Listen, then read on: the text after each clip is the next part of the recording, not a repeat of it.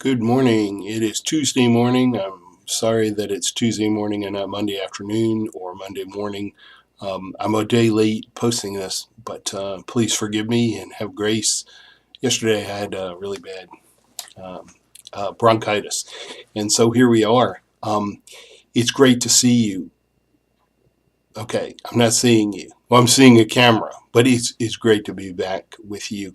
Um, Thank you so much for last week. It was a wonderful week of discussion, and we're like if you remember, we are attacking this middle childhood, which is really a phenomenal part of our development because we don't see as many of the large dramatic changes in our physical form as much as we're going to see a lot of socio-emotional and cognitive changes, and so it just makes it a really interesting period to study.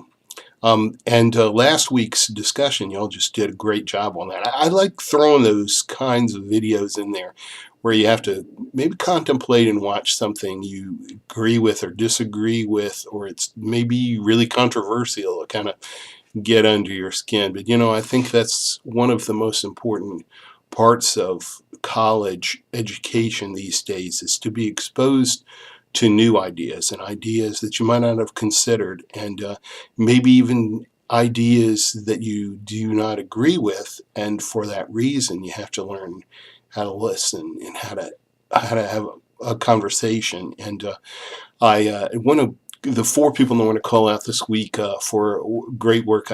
It was good. It was really well done and a good balance. I'm thinking particularly about Michelle and what she said, how she shared her personal experience, a little bit of her personal experiences, and why I think Gatto's philosophy or perspective on public education was something with which she really agreed. On the other hand, it was a very well written disagreement from Kitana. Um, well, it's interesting. We have different experiences, but we also, I think, one of the things that I noticed that we disagree on or there's a variation on a diversity of ideas on what exactly we're supposed to be learning in school, which really highlights something you're going to look at this week. And that's the question of the hidden curriculum in school. We have definitely a curriculum, a prescribed curriculum in every school, whether it's a homeschool or private school or Christian school or Catholic school or public school. And there's obviously some overlap there. I don't mean to be offensive, but in any school, there is a prescribed curriculum. This is what every day the teacher sets out to teach you. They are the objectives.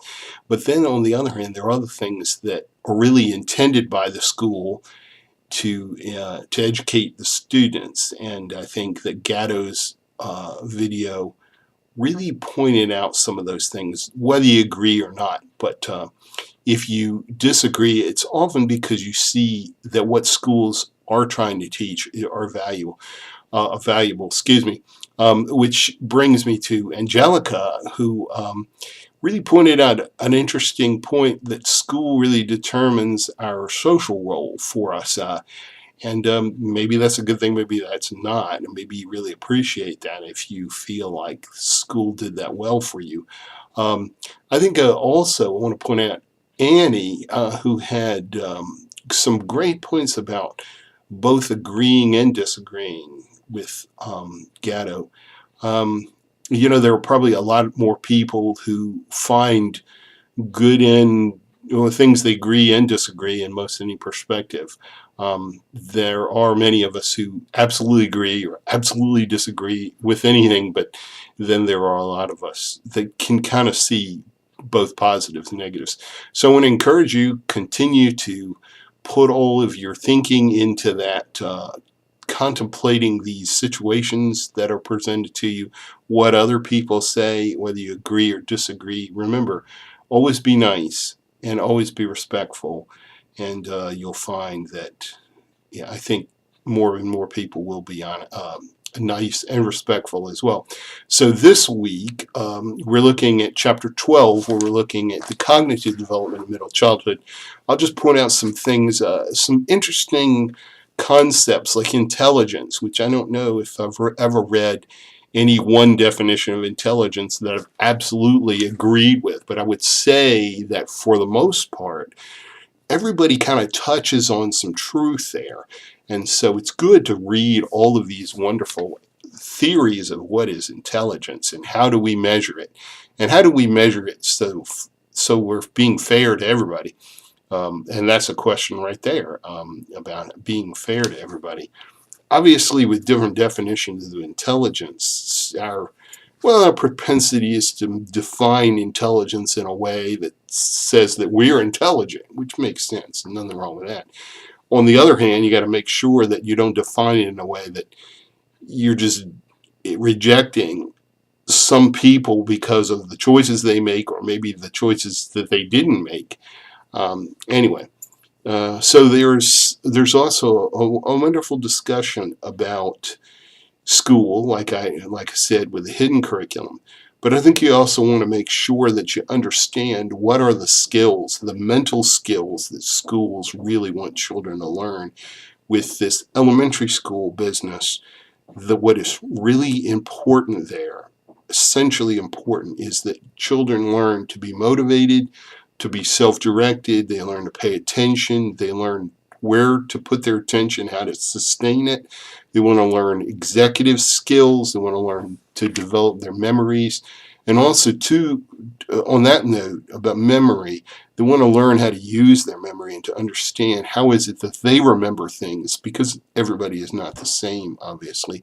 And then you also want to learn in elementary school, you want to learn about yourself as a learner. So what do you need to know, or how do you best get the information?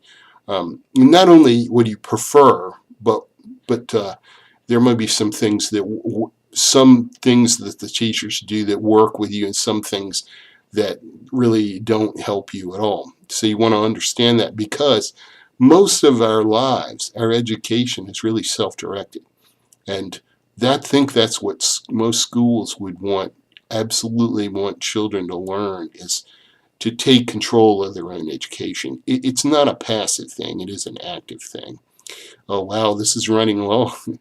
I have a lot to say. Anyway, I hope you all have a wonderful week, and it's great to be with you again, and I'm really looking forward to that, and it's great to have a voice again after yesterday.